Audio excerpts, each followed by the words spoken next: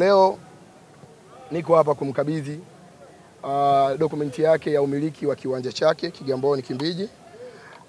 Dokumenti hii sasa, yeye kwa vile ni mgeni, cha kwanza ni mkabidhi dokumenti kwanza.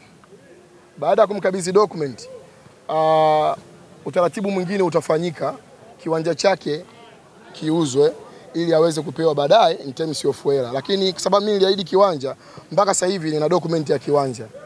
Angekuwa ni Shomari Kapombe, hapa tukizungumza masuala ya ugeni wa nini, sababu yeye ni mzawa, angeenda straight, hata angeuza kwa muda wake yeye. Ila kwa vile huyu ni mgeni, tutamuuzia baadaye. Lakini kwa sasa hivi mbele yenu waandishi, tunamkabidhi dokumenti ya kiwanja chake.